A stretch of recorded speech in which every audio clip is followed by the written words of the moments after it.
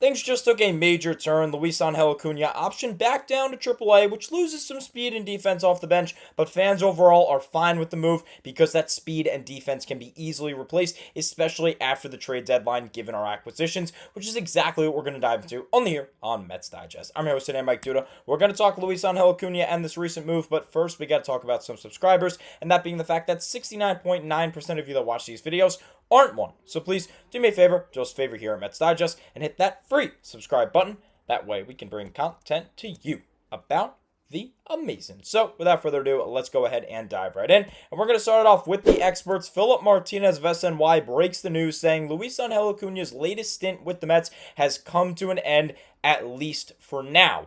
The team announced Friday evening that the versatile infielder was optioned to AAA to make room for new outfielder Cedric Mullins. Now, in addition to Mullins needing a spot on the active roster, Martinez gives another likely reason why Acuña was sent down, and that, of course, is that Acuña has seen his playing time drop as Ronnie Mauricio, Brett Beatty, and Mark Vientos stabilize their offensive production and have looked really good and hot of late. Since being recalled on July 10th, Acuña has only appeared in 12 games. In that span, he went 3 for 14 with a double, 1 RBI, and just 1 stolen base. That was a big part of his game, his stolen bases, and we've only seen 1 since July 10th. With Mullins splitting center field with Tyrone Taylor, pushing Jeff McNeil to his natural position of second base, there was no room for Acuña on the roster. This move really shouldn't come as a surprise. It's more of what was bound to happen given Acuña's lack of production, which we'll dive into in just a little bit. But first, Martinez has some other news for you, specifically on the pitching front,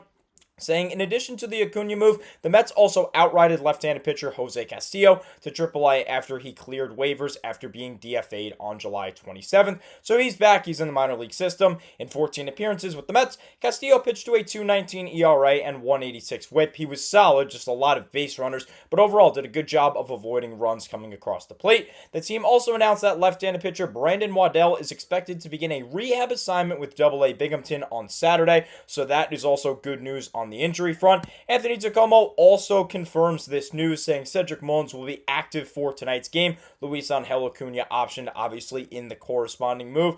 Now, it's surprisingly even on the transaction list. You usually don't see this. This usually doesn't update until a couple of hours later after the reporters had their share at it and said that the deal actually happened, or that the move actually happened, rather. But the transaction list was on it. They say it right here. They optioned Luis Angel Acuña to AAA Syracuse, activated Cedric Mullins after, of course, acquiring him yesterday at the trade deadline. Go ahead and check out my trade deadline reaction video and that Cedric Mullins video. And for that matter, all of the breaking news videos, if you haven't already. Learn about the trade deadline a little more if you need to. But with that, let's turn it over to the stats for Luis Angel Acuña. And as you can see, 3 home runs in the regular season in his career, none of which this season. All 3 came in the matter of just a couple of weeks when he was filling in for an injured Francisco Lindor in 2024. The power numbers are significantly down. The batting average is significantly down. The OBP is down. The OPS overall is down. The stolen bases, yes, every single one of them in his career has come this season,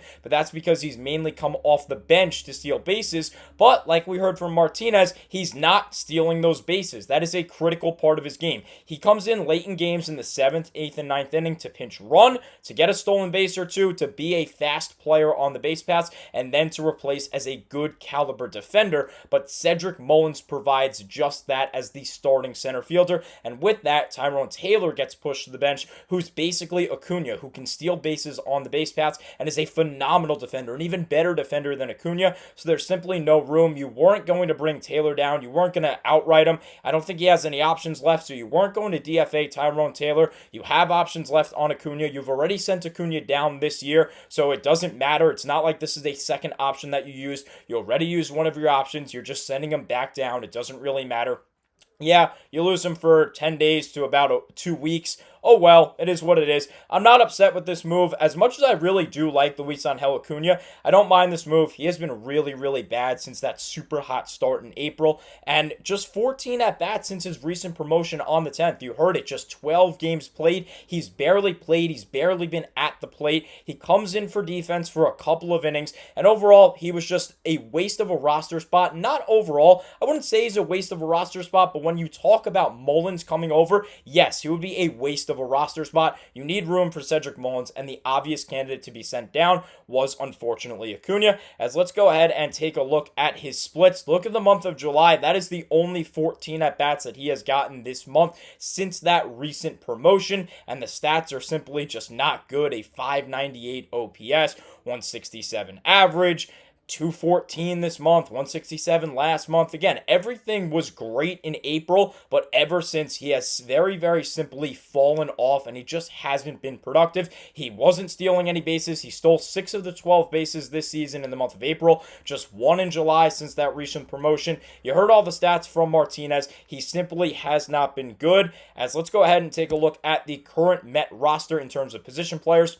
Obviously, your catchers are Francisco Alvarez and Luis Torrens. Pete Alonso in the infield, Brett Beatty, Francisco Lindor, Ronnie Mauricio, Jeff McNeil, Mark Vientos, your normal crew. Starling Marte, Brandon Nimmo, Juan Soto, and Tyrone Taylor in the outfield. And, of course, the new addition in Cedric Mullins. Very simply a 1-for-1 swap here. Acuña is down. Mullins is on the roster officially. That way they can make room for him. He's already here in New York. He's already traveled. They finally have activated Mullins and allowed him to be on the active roster and on the 40-man roster. That way he can play in tonight's game against the San Francisco Giants at home. Now, we did hear a little bit on the pitching front, so let's go ahead and turn it over to them. Not really too much has changed. In fact, nothing has changed since the trade deadline. Helsley is on the roster, as is Tyler Rogers, which is great. Rico Garcia is still on that roster for now. There might be a couple of spots that move in terms of Garcia, but for the most part, take a good look at this pitching staff, because this should be the pitching staff moving forward with really nothing else, really no exceptions. There's nobody super big on the injured list right now that is going to threaten to take one of these spots that is on the roster right now. So overall, this is probably going to be your cast moving forward. Rico Garcia might not be a part of the future plans, but other than that, this is going to be your pitching staff, and this is going to be your offense. Unless somebody like a Jesse Winker comes back, then that'll be interesting. He's not supposed to come back. He's not going to come back until September, the earliest. But if him or Jose Siri were to come back, I am kind of curious what the Mets would do. Would they get rid of Tyrone Taylor? I really don't know, but for this video, it doesn't matter. Luisangel Acuña is down. Cedric Mullins is here with the New York Mets. So go down there in the comment section. Let me know what you think. Do you agree with the move to send down Acuña? I really think that there was no other option. You needed to make room on the roster for Cedric Mullins, and I just think that Acuña was the least productive member of this roster. You can basically easily replace that speed and that defense with Tyrone Taylor off the bench, but let me know if you disagree. Let me know what you think of Cedric Mullins. Again,